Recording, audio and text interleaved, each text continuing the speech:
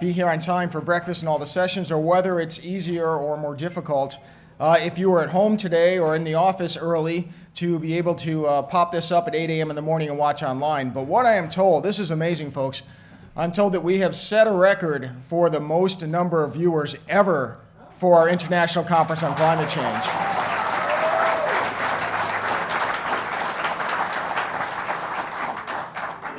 It doesn't hurt that we had Senator James Inhofe speaking yesterday morning, that we had Congressman Wallace Smith speaking yesterday for the lunch keynote, that we had Professor Will Happer speaking for dinner. And I'll tell you what, oftentimes people, they ask me, James, are we really winning? I mean, can we win? Do we have a chance? And when we see the passion that people like Senator Inhofe and Chairman Smith bring to the battle, these are people who have influence, who have power, who've been elected by the people. I have faith in the people. I have faith in our democratic republic. I think we can win. I think we are winning. And we saw yesterday when we were presented with a poll that shows that people, although sure we want to keep tabs on the global warming topic, they're not very concerned, and for good reason, because the science doesn't support the alarm.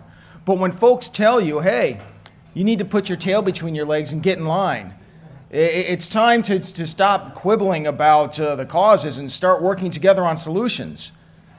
Folks, we have people in Congress who hear you. They hear us in this room. They hear everybody watching online. Don't ever give up your optimism. Don't ever give up your fight. We can win. We are winning. We will win.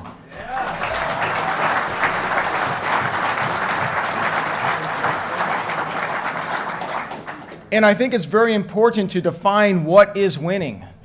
Winning in this discussion and this debate is not choosing what our position is going to be at the outset and then digging in our heels and never budging and never considering alternate opinions and never keeping an open heart or an open mind. Winning is prevailing for and with sound science and the scientific method.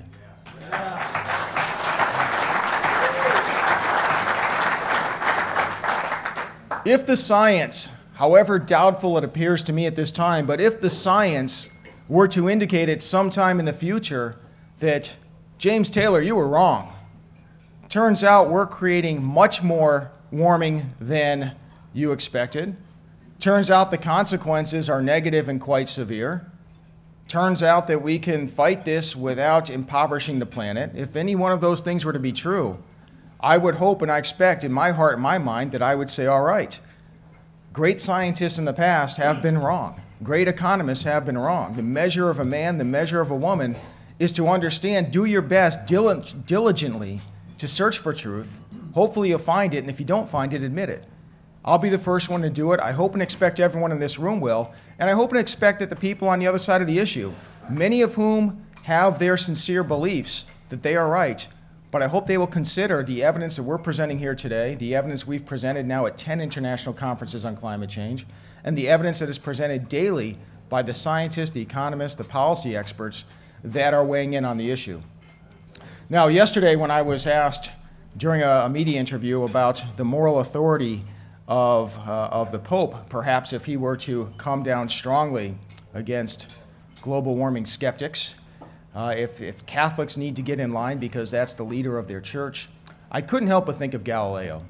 And really getting to Galileo, yes, I guess there's some humor to it, although I didn't intend that. I thought in my mind, thank goodness for Albert Einstein. Thank goodness he was a denier. Thank goodness Sir Isaac Newton was a denier. Thank goodness that Galileo was a denier. And people think in the popular mind that Galileo was someone who stood with his fist up in the air, defiant to the Catholic Church. It's not true. Galileo was a Catholic. Galileo took his faith and his religion seriously. It gave Galileo great trepidation to be in a battle against the church hierarchy on this issue. Galileo knew the science was right. Galileo was vindicated by science in and throughout his lifetime, but he was not validated politically until afterwards. That has to be a tough situation to be in. Galileo understood, though, that it would be better for the Catholic Church at the time to be right on the science and ultimately vindicated, and therefore have greater moral authority to weigh in on issues that are important because they had not been wrong weighing in on issues for which they were not well informed.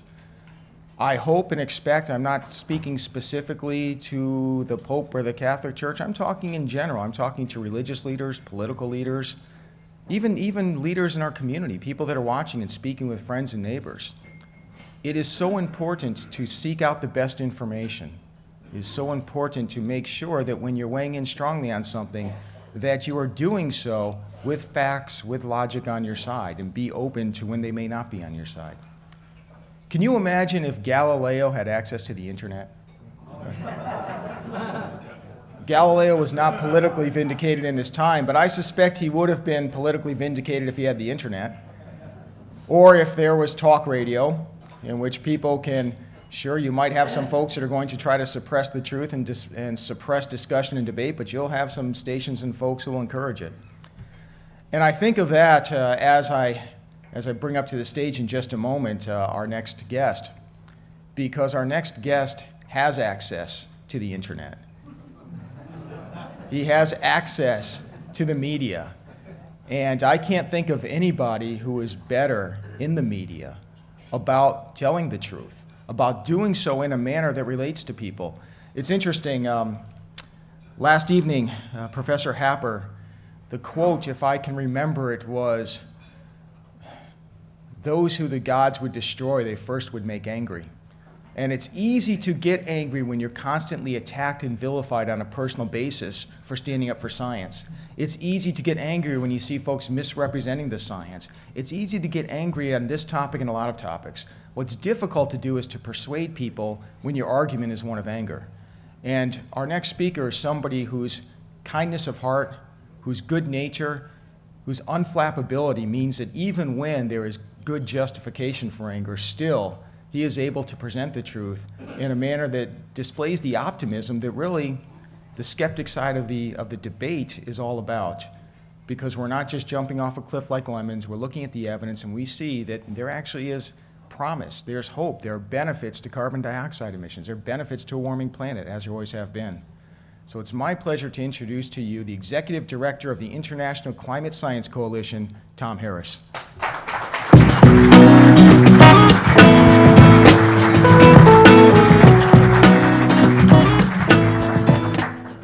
Well, good morning, ladies and gentlemen. I have the privilege of announcing this year's winner of the International Conference on Climate Change Award for Excellence in Climate Science Communication. And that's what this is here. The purpose of the award is to recognize someone who's made an outstanding contribution to public understanding of what science really says about climate change, okay? Not what's politically correct, but what is really stated. This year's award winner is Anthony Watts, as you know right here.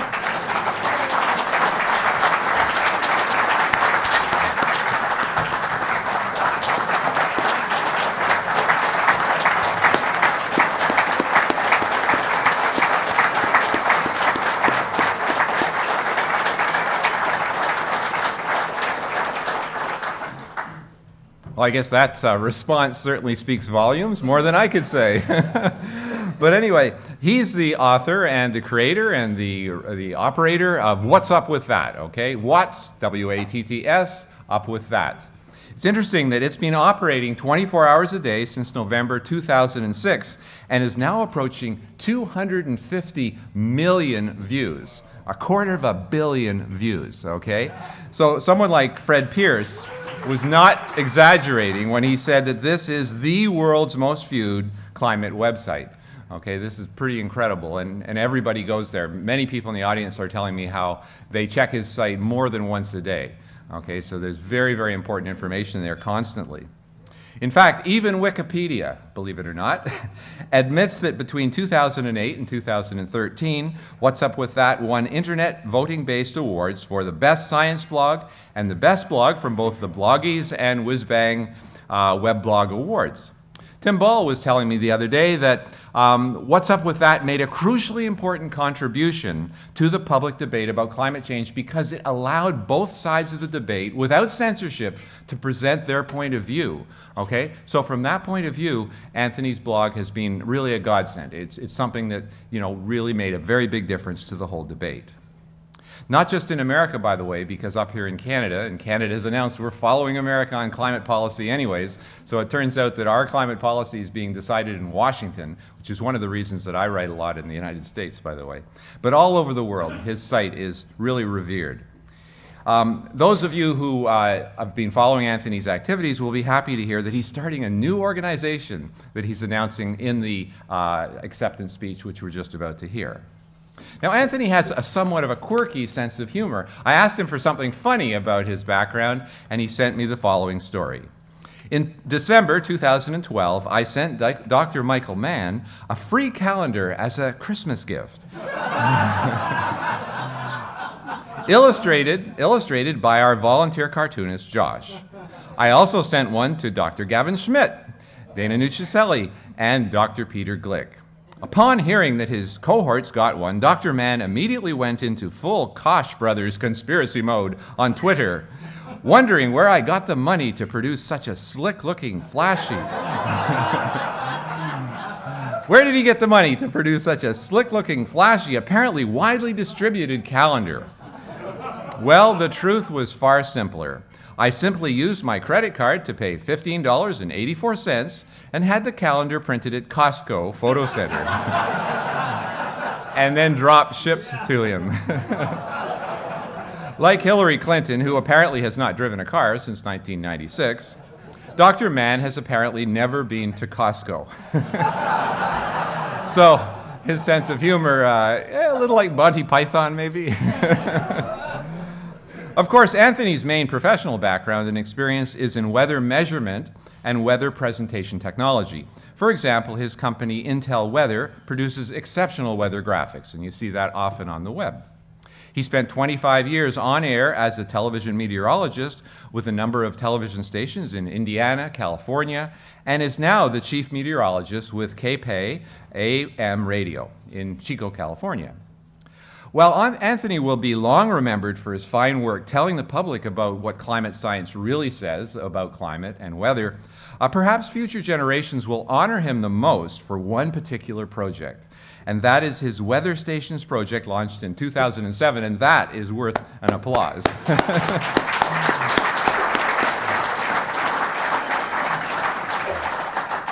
In that project, he and hundreds of volunteers photographed weather stations from across the U.S. to try to see how well were they sited. Were they actually following the siting requirements that the various organizations, NOAA in particular, had specified for their own weather stations? And in 2009, after looking at about 70% of the 1,221 stations, they found that most of them were below acceptable standards. Many of you will have seen Heartland's excellent report on this, and I'll just hold it up. It's on the web as well. It's called, Is the U.S. Surface Temperature Record Reliable? Okay, so Anthony wrote this, and it summarizes his work in, as I say, what I think future generations will thank him from taking the lid off the Pandora's box to see what's really going on at these weather stations. Now, we know that NOAA considered this very important because they did their absolute best, of course, to discredit it. And so, the harder you're attacked. I have a friend who's a World War II Lancaster bomber pilot. He's 95 years old. And he told me this the other day when I was kind of moping about all the attacks on the internet. Oh my God, I'm a climate science denier and all this.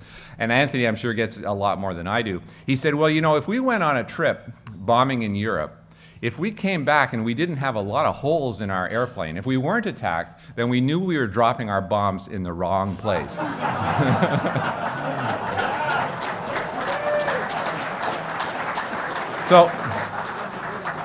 So he said that a measure of your success is the amount you're attacked, okay? But even Wikipedia, as I say, they were quite complimentary. I went to Wikipedia to learn more about you, and it was, they had to sort of put in a little caveat. Oh, but what he's saying is not true, But then they'd have to admit that you got these awards for What's Up With That. So without further ado, I'd like to introduce the winner of this year's Excellence in Communications Award, Anthony Watts.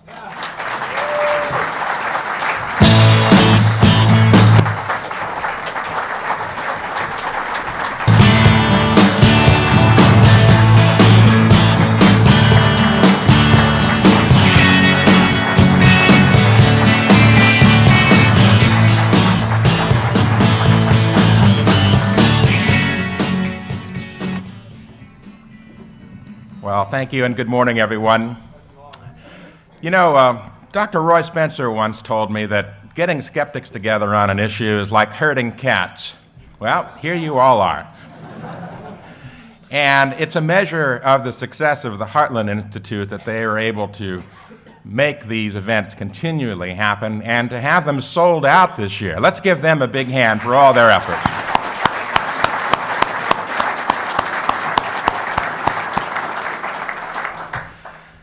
Well, it's been a long journey for me. There's been lots of trials and tribulations along the way, as Tom pointed out. The measure of success, the number of attacks I've been getting. And of course, I've been getting a lot, but I've also gotten some accolades. But let me tell you, it's never been uninteresting.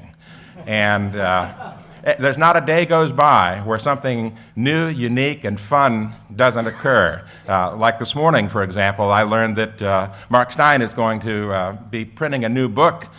And, well, you just have to go to the website or What's Up With That to see it. But I got to tell you, he's going to be setting the cat amongst the pigeons with this one. So, I'd like to thank a few people first. First of all, I'd like to thank Joe Bast of the Heartland Institute, who could not be here today. He's dealing with shingles, and he may be watching on video. Joe, a sincere thank you. And of course, his staff, Jim Lakely, and everyone else who's put this together, Nikki Comerford, they've all done a fantastic job, and I want to thank them personally.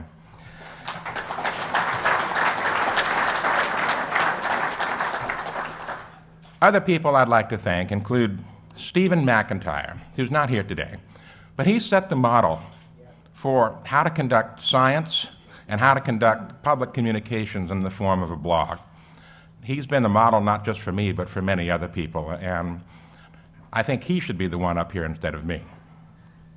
I'd like to thank Mark Moreno for all of his, there he is back there, for all of his work in helping to get the word out to the media and for standing up tall and all of that. I'd like to thank some of the people that have helped me personally, and that includes Charles Rotter, who is known as Charles the Moderator on my blog. He's been instrumental in helping keep things on the straight and narrow. And I'd like to thank Stephen Mosher, who literally irritates the crap out of me sometimes, but he also keeps me on the straight and narrow.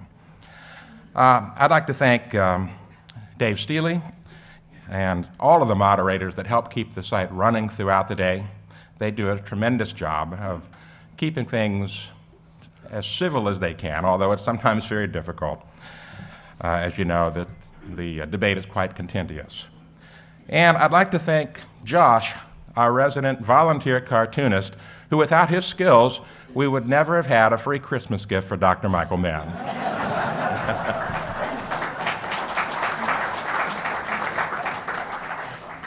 And finally, I'd like to thank Professor Marisa Mark of Weber International University, who's been helping with editing my new paper. She's been instrumental in making that what it's going to be, and also getting me through and making me understand some of the things that are going on in some of the darkest times. Now I'd like to tell you about something I started about a year ago, and it's finally come to fruition. You all have on your chairs a piece of paper that says the Open Atmospheric Society. Now, about a year ago, I started this organization with the idea of having a scientific organization that would be different from any other. One of the problems that we have in climate science is that peer review sometimes becomes power review. That climate science is almost cliquish in its smallness. And so getting papers published is sometimes a very difficult task, getting past that gatekeeping gauntlet.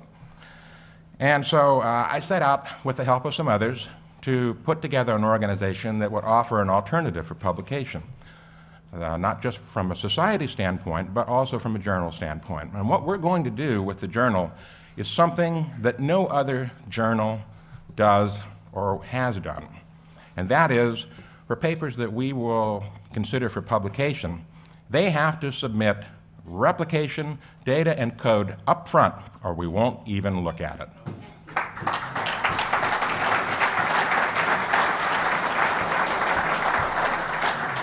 And so, for all of you that have that piece of paper in front of you, I'd like to tell you that after a year, we had to go a little bit dormant for a while because we were applying for tax-exempt status. There's something that's granted to thousands of NGOs, here in Washington and elsewhere.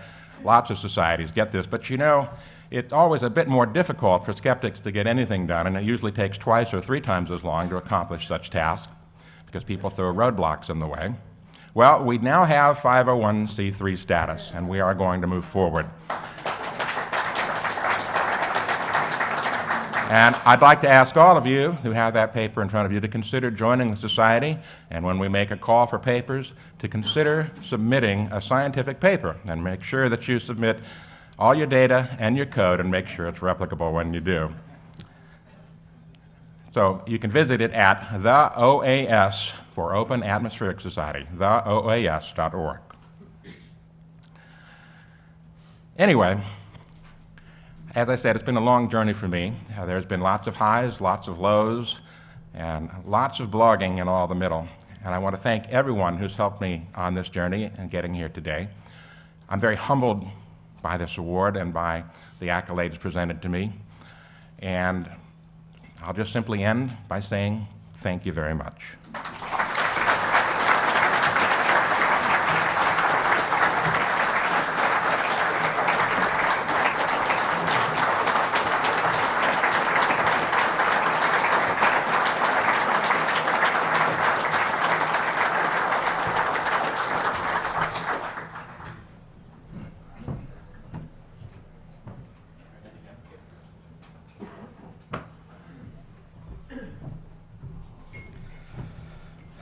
Good morning, everybody. Good morning. I spent about 16 years in the newspaper business before I tricked Joe Bast into hiring me as the communications director for one of the most prestigious free market think tanks in the world. Now, as Anthony mentioned, Joe isn't here, so I'd appreciate if he just kept that in the room. That'd be very nice of you. Oh, and for any millennials out there, especially you watching the live stream, a newspaper is a product that was put into a plastic bag, thrown onto your wet driveway, but it had the benefit that it only allowed the mainstream media to lie to you once a day, as opposed to writing it on your phone where you get those kind of lies all day long. Well, when I was in the newspaper business, I was a budding columnist, and that is when I came across one Mark Steyn and his writings. And that's when I realized I need to get out of the column writing business.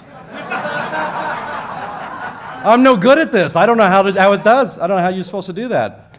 And because really, Mark Steyn has no peers, in my opinion, in the commentary game. He is quite simply, I think, the greatest writer of the English language in the Western world. His insight, his wit, his laugh out loud funny lines are really, there's no peer for that anywhere. And I think a lot of columnists in the world today that write for a living probably know it deep down in their heart that they're not Mark Steyn's peer either. But we still have to read them, I suppose. But it takes me 5 times as long to get through a piece by Mark Steyn than it does a normal column. And that's because you start reading and then you stop, and then you back up, and then you read that passage again. Oh, then you back up and you read it again. And then you call your spouse in the room, hey, honey, come here. I got to read this to you. Please, sit down. And then you both laugh out loud at what Mark Steyn has written, but also think, wow, that has such insight and such power. And there's nobody in the world who writes quite like that. And I'm sure there's a lot of people in this room that also read Mark Steyn in that way. But Mark Steyn is not also just a writer. He's a man of varied talents and interests. He's a connoisseur of show tunes, especially of classic Broadway and American standards. As a matter of fact, Mark Steyn himself sings American standards. A few years back, I downloaded from his website a duet between himself and Jessica Martin called A Marshmallow World. Now, in the Lakely household, Christmas season doesn't really start until I play Mark Steyn and Jessica Martin singing A Marshmallow World. And when you hear that song one time, and believe me, you will never forget it. It's playing in my head all morning. But you'll never forget it because it is an outstanding song, Mark. It fills the season with even more joy, and when you get that song for yourself, it'll become part of your holiday tradition as well. Mark Steyn is known as the undocumented anchorman at Ice Station EIB in far northern New Hampshire when he is filling in for the great Rush Limbaugh on his radio program. I also understand, Mark, that you're the keeper of the temperature data up there at Ice Station EIB. And so when the climate models come out in the future and try to adjust those temperatures to make global warming seem more severe, Mark will be there flapping the real temperature data so they will not be able to get away with it. So for that service, Mark, I appreciate it. Thank you very much. Mark Steyn is also the world's second most famous climate litigator.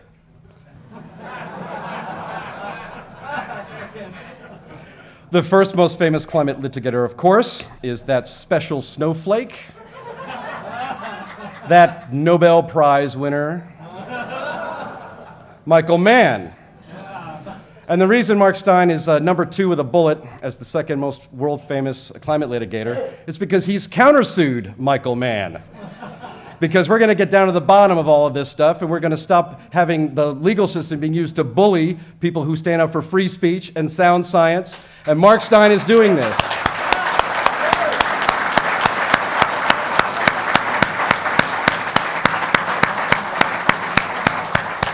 That takes an enormous amount of courage, and it also takes an enormous amount of money.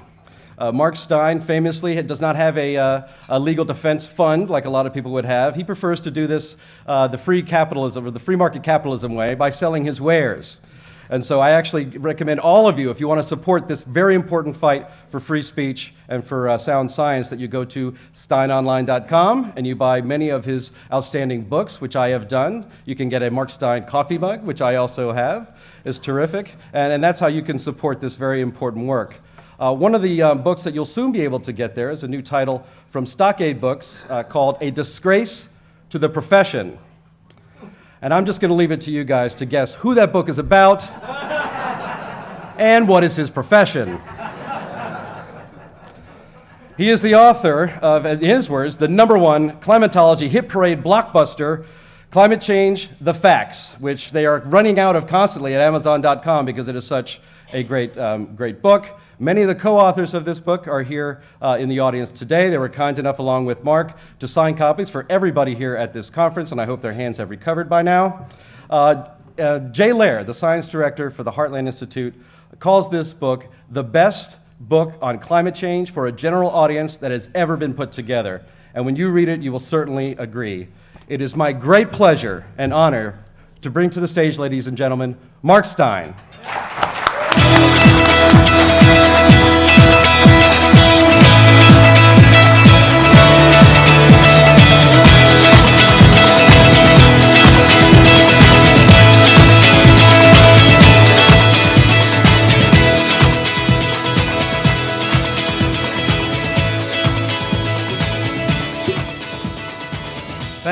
Thank you very much. Thank you very much, Jim. It's a great pleasure to be here, a great honor to be here with the Heartland Institute. The Heartland Institute is an absolutely indispensable beacon of sanity on this issue.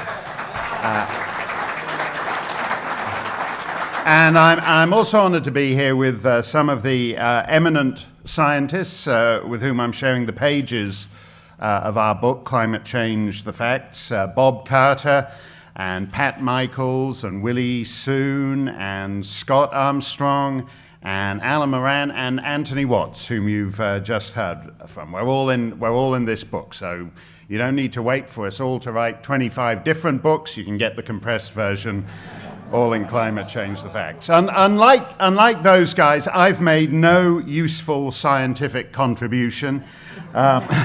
I've basically only been invited here because, as Jim mentioned, I'm being sued by the inventor of the global warming hockey stick, Michael Mann. I wish that were a more exclusive club, actually. But in this very room, I've met a couple of other folks he's threatened, and of course my fellow Canadian Tim Ball is here, whom Dr. Mann is suing in British Columbia. I'm Canadian, and Tim Ball is Canadian. Mann seems to be a bit Canuckophobic, which is in this very identity group conscious age is apparently the only phobia you're still allowed to have in America. So I don't know what's up with Dr. Mann on this. It's payback for the War of 1812 or something. I don't know. But anyway, I'm here because Mann's suing me, which as I say, isn't really a useful contribution to science on my part. Although if I win and he loses, I like to think that will be a very lasting contribution to science on my part. I understand my limitations. It's a useful contribution. It's not up there with Sir Isaac Newton, but maybe, Ernest Rutherford. It's that kind of level. Anyway, the trial's going to be right here in the District of Columbia Superior Court, and my lawyer, Michael Songer, is actually here today. Last year, in a trade secrets case, he won a big payout for DuPont of $919.9 million. And he's promised me we can take Dr. Mann for at least around billion by the time we're through with it.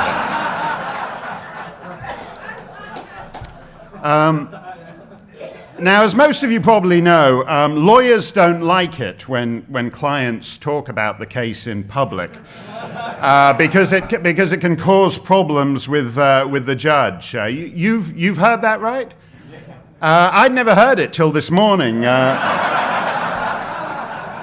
till he mentioned it to me just before breakfast, and I'd already written my speech by that point. And I'm hopeless at ad-libbing, so it's too late to change it. So I'll quickly tell you where I stand climate-wise. This Monday is the 800th anniversary of Magna Carta, which the...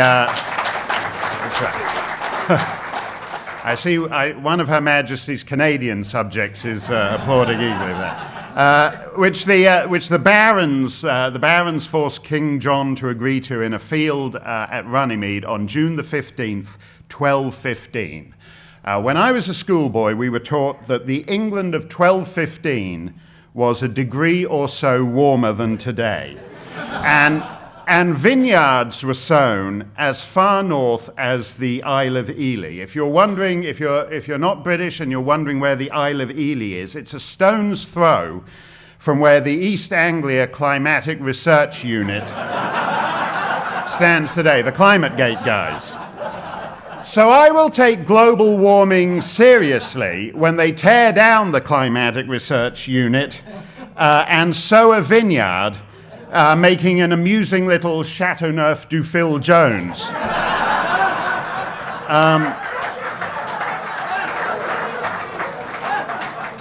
Until Michael E. Mann abolished the medieval warm period with a wave of his magic hockey stick, it was acknowledged as a hugely beneficial phenomenon that led to the flourishing of the economy, agriculture, industry, science, art, and liberty, as in Magna Carta. Magna Carta Libertatum, the great charter of liberties.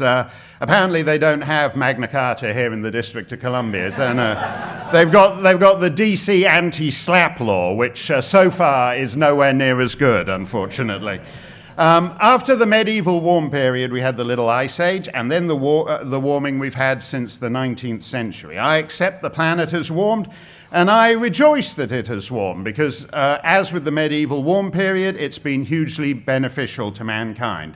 I mentioned that I'm Canadian. The entire political, economic, and cultural development of my country has taken place during this warming period. Nova Scotia, 1848, the first responsible government in the British Empire. 1867, the birth of the Dominion of Canada. My entire nation has been the beneficiary of this warming trend. There's a statistic that some of you may be familiar with that says something like 90% of the population of Canada lives within 100 miles of the US border. You know why that is? Because you go beyond that, it's freezing cold.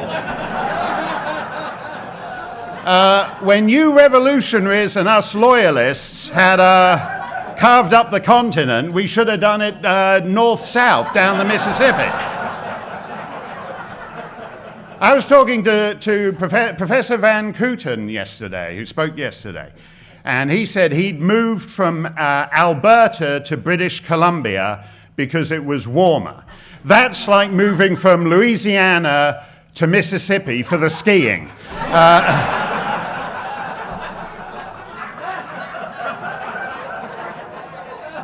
So 90% of Canadians live within 100 miles of the US border. If we hadn't had the warming of the last century and a half, 99.9% of Canadians would be living within 100 yards of the US border. It'd just be like one long condo development strung along the 49th parallel. That would be it.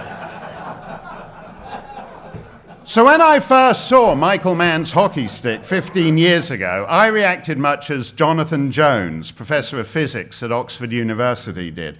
If you've never heard of this Oxford University outfit, it's apparently some wacky fringe, Coke-funded denialist front group where you can download a diploma for 17 shillings and threepence halfpenny. No one takes it seriously. Anyway, Professor Jones says, quote, "Like many people, I was dragged into this by the hockey stick.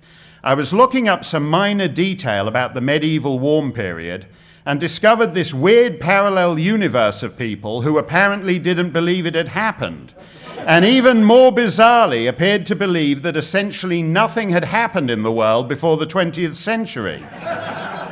The hockey stick is an extraordinary claim which requires extraordinary evidence, so I started reading around the subject. And it soon became clear that the first extraordinary thing about the evidence for the hockey stick was how extraordinarily weak it was, and the second extraordinary thing was how desperate its defenders were to hide this fact. I'd always had an interest in pathological science, and it looked like I might have stumbled across a really good modern example," unquote. I agree with that. For a generation of people across the Western world, Michael Mann abolished not only the medieval warm period, but the entire concept of natural climate variability. If you talk to some of these young activists who've been force-fed this stuff since kindergarten, they don't even believe, they don't know what natural climate variability is. So I called the hockey stick fraudulent because it is in every sense, both in its construction and in the uses to which it's been put by the IPCC and Al Gore and every schoolhouse and most governments throughout the Western world. The hockey stick is what's called, as all of you know, a proxy reconstruction. A proxy reconstruction. And there are only two problems with it, the proxies and the reconstruction. Other than that, it's fine. But my government, not my government, I don't want to make it sound like I was responsible for it. Her Majesty's government in Ottawa used the hockey stick to sell Kyoto to the Canadian people, and so did Her Majesty's government down in New Zealand, and virtually every other advanced nation except the United States in between. So real people paid a real price for this. So I called the hockey stick fraudulent in National Review, and Michael Mann sued me for defamation. He venue shopped very well. He doesn't live or work in the District of Columbia. I don't live or work in the District of Columbia. But I voluntarily submitted to their jurisdiction because I thought if they were so eager to take the case, they'd be capable of litigating a 270-word blog post in under 270 weeks. We are now coming up to the start of the 4th year. Is this the section mocking and sneering at the incompetent DC courts that you wanted me to take out? Okay.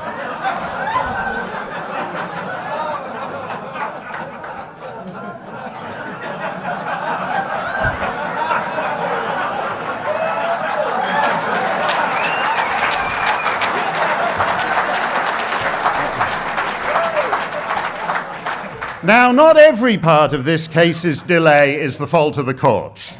Mann's lawyer, John Williams, incidentally, John Williams tried to sneak in here without paying yesterday. I'm being serious, and he had to be escorted out. You know, this is such a racist society. When black youths gate crash a pool party in Texas, the cops start cussing them out, and they draw their guns and they shove these bikini-clad teenagers to the ground. But when Michael Mann's $1,200 an hour white shoe lawyer gate crashes the big climate deniers pool party, he just gets politely asked to leave. You know, I'm like, oh, come on, can't you tase him?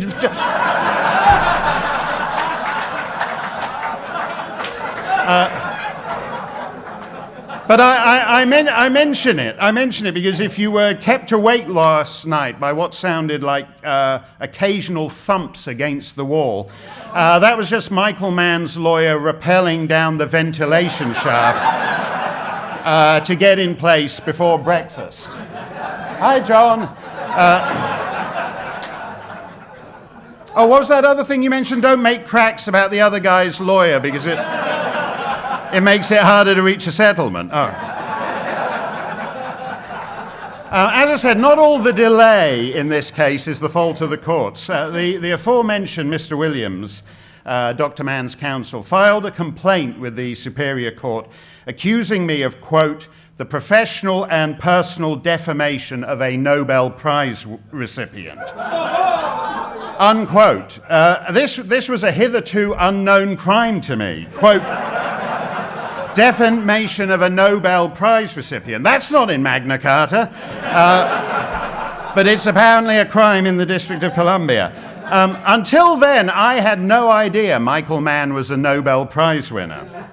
And as it turns out, neither did the Nobel Institute.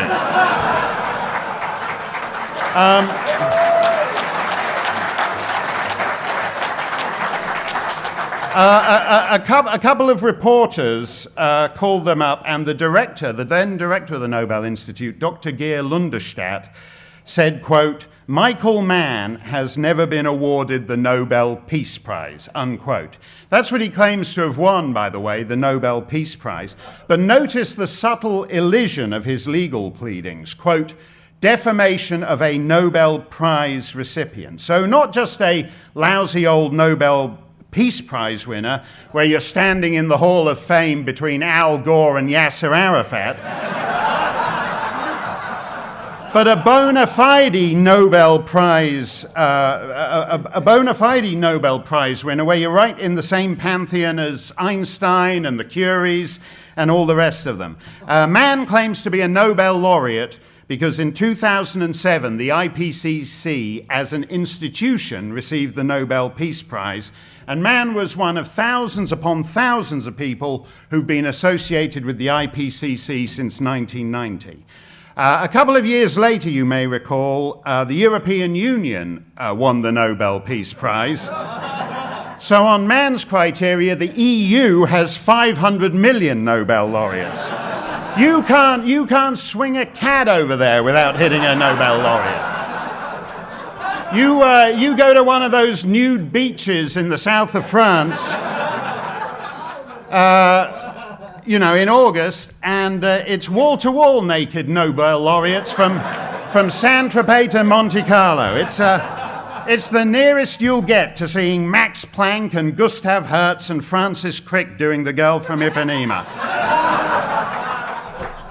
So every EU citizen is a Nobel laureate. My father's Irish and my mum's Belgian, so I'm a two-time Nobel laureate.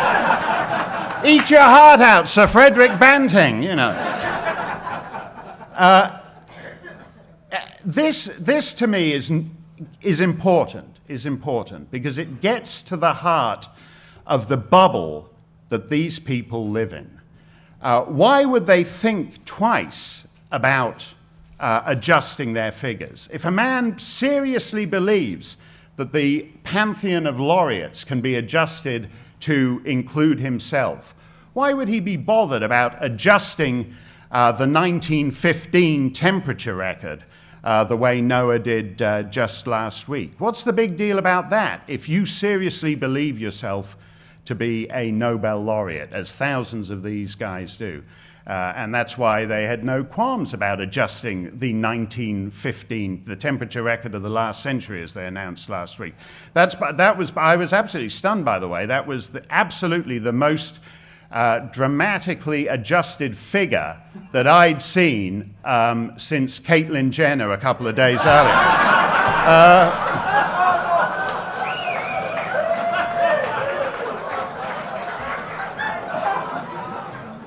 If you take Michael Mann out of this equation, a lot of the so-called lukewarmers and the moderates and all the rest of it, some of you may know Dr. Richard Betts and Dr. Tamsin Edwards over in England, and they've both said that they don't think the term denier is useful. Who uses the term denier more than anybody else? Dr. Mann has called just about everyone here deniers. I'm just cruising his Twitter feed here. Climate denier Joe Bast. Climate change denier John Coleman. Climate change denier Roy Spencer. Anthony Watts. Climate change denier extremist. You win, Anthony. You know, there used to be a thing on Broadway. Jim mentioned that I have a liking for Broadway. There used to be a thing off Broadway. There was a fashion for plays a few years ago. I think Sam Shepard wrote one of them, where it'd be like some inbred Appalachian family. And at one point, there'd been a stillborn baby, and they just buried it out in the yard, and no one mentioned it. And even though no one mentioned it, the less they talked about it, the worse they got. It still infected and poisoned everything they did. And that is what they're trying to do now with the hockey stick. If they could redo the third assessment report of the IPCC, they would not put everything on the hockey stick. And they think they can get away with just not mentioning it, just not looking at it, just ignoring it, trying not to catch Michael Mann's eye. The fascinating thing about those ClimateGate emails, by the way, is not all the science stuff where the doubts they expressed were well known, but the fact that, but the actual personal relationships between Mann and these poor schlubs in East Anglia who sound like Michael Mann's battered wives. They're trying to avoid another slap from him, but they don't want actually to finally get out and walk away. And they have to get up and walk away from the hockey stick and be seen to do so for the integrity of science. This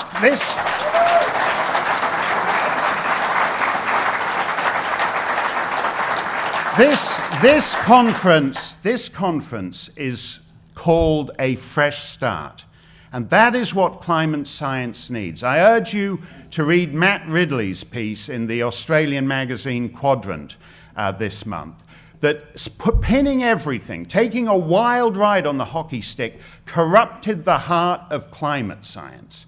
And to cleanse themselves, they have to actually draw a clear line and admit that the last 15 years were wrong, that it corrupted everything it touched, from the prestigious journal Nature to peer review, to the governments that embraced it, to the Climatic Research Unit, which trashed its founder's legacy.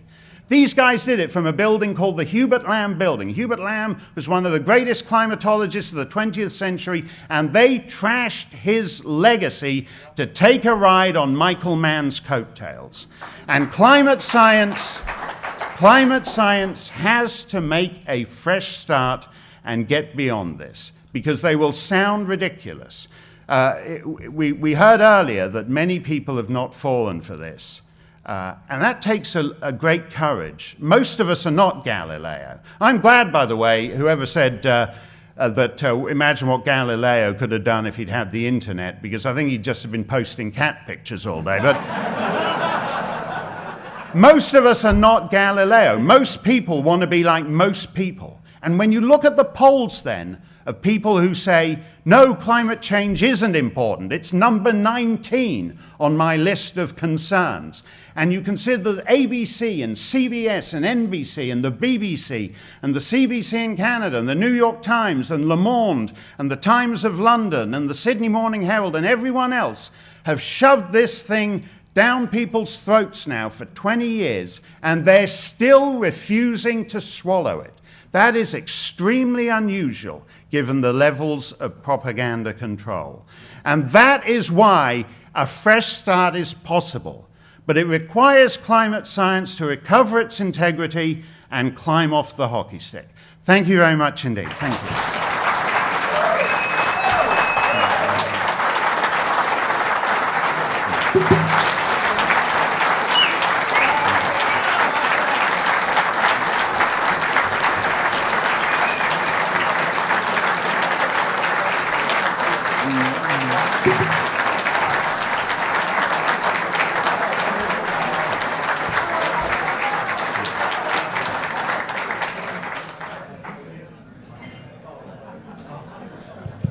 All right, everybody, we have 10 minutes available for questions, so who's got them? Jeopardy rules. Everything you say must be phrased in the form of a question.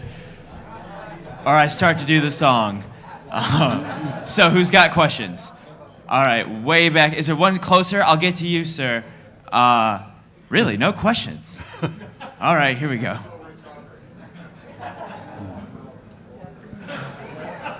Mark, just to clarify things, Mann sued you and you countersued Mann. Are both lawsuits still active? Yes, they are. I can tell from your accent that you're as foreign to this jurisdiction as I am. Most of us foreigners know only two things about the American court system, that it takes years of your life and it's incredibly expensive. What I didn't realize was that it actually takes decades of your life and it's even more incredibly expensive.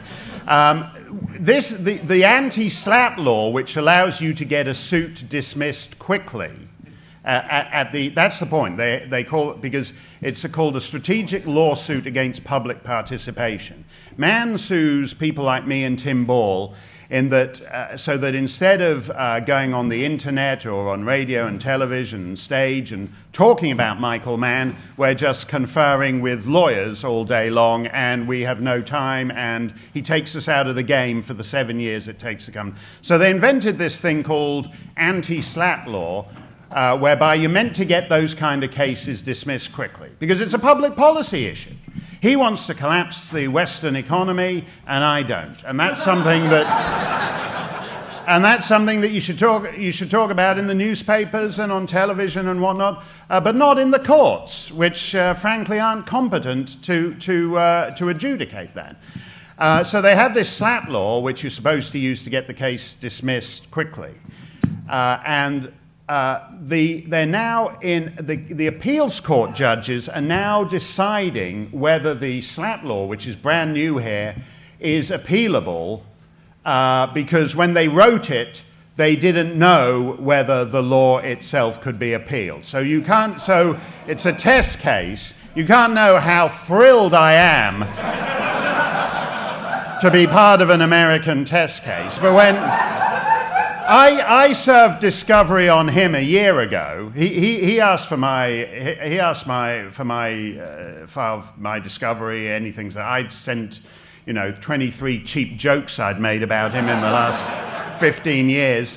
And then when I asked for discovery back, he asked the court to stay discovery, and so that's the stage we're at. I've countersued him for $30 million.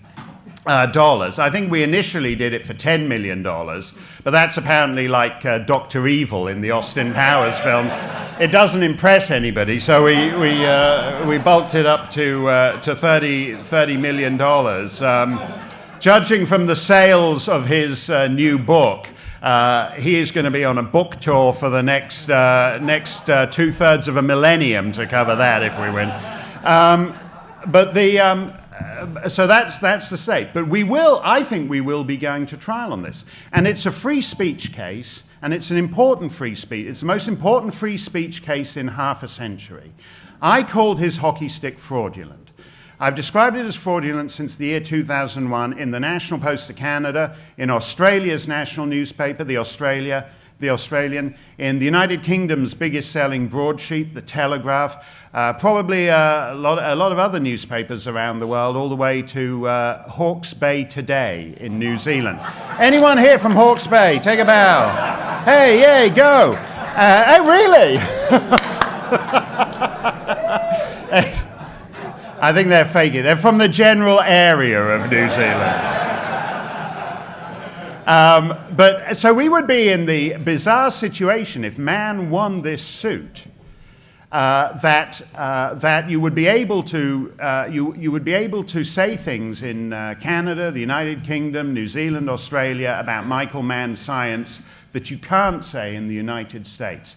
And I do not believe that it was the intention of the framers of the First Amendment that Americans should have fewer free speech rights than countries which remained within the British Empire. So it is an important free speech case, the most important for half a century, and if he loses, it will be a great victory for the First Amendment.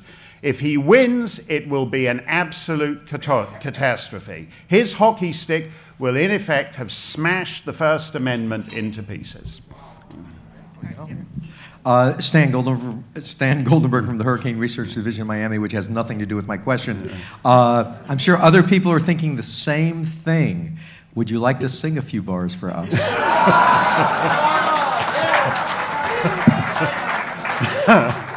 No, I did that in front of the first judge, Natalia Combs Green, and she resigned from the case. She said, "I'll take another 20 years of landlord and tenant before I hear that guy do another 8 bars." And then I sang for the second judge, Judge Weisberg, and he added just another 7 charges to Michael Mann's complaint just for him. So it gets worse. It gets worse. Kees van Kooten here. I was a contributing author to the IPCC report, buried somewhere. Are you trying to tell me that you're taking my Nobel Prize away from me? Yes, I am. I don't know what Michael Mann, when he resisted this thing that we all took his Nobel, we tried to take his Nobel Prize away, and he had to amend his complaint. Because he said he had this certificate that Rajendra Pachauri, you remember the railroad engineer who ran the IPCC, he'd gone to the IPCC branch of Kinko's and he'd run off like 47,000 of these authentic-looking, Nobel-esque, laureate-like Nobel Prize certificates. And Michael Mann has his there. Now, if you get a real Nobel Prize, you get a medal, and you go to a big dinner with the King of Sweden. And as you may recall, Rajendra Pachauri got into a little trouble in India. His choo-choo jumped the tracks, and he's had to resign from the IPCC. So Michael Mann, he got no medal, he got no King of Sweden, but he has got the only Nobel Prize awarded to him by an accused sex fiend. So that is a very unique and appropriate distinction, I think.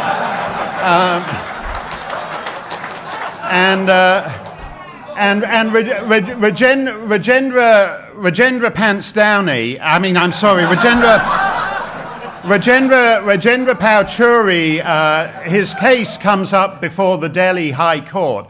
I would give anything to be before the High Court in Delhi, because he'll be halfway through his 20-year jail term before my case has come to trial at the DC Superior Court. All right, we have one last question. Yeah. Roy Epen from the Great Dominion. Mm-hmm. I'm interested in who's funding the other side, because I think that's the real horror of this case. So is the University of Pennsylvania actually helping, or is it just all the Steyer people? No, it's Penn State. I don't believe they are. There is something called the Climate Science Defense Fund, and they are apparently funding it. Now, and I will say just one final thing, Dr. Roy, because that is an important point.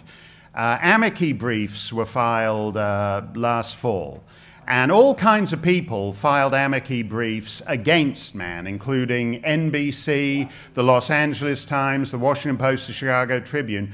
Not because any of them, like me, they agree with him when it comes to climate alarmism, but they understand that this will be a disaster for free speech in the United States if he wins. Because, and I'm thrilled to find myself looking at this case in the same way as the ACLU and the Washington Post and all these people. It's very unusual for me because we think it's a free speech case. He thinks it's about taking a stand for science. And yet not a single scientist, not a single scientific academy filed an amicus brief on Michael Mann's behalf. And that is the lesson of this. He claims that he is taking a stand for science, and it turns out that science is not prepared to take a stand for Michael Mann. And that is great news for scientific integrity in the United States and the wider world. Thank you very much.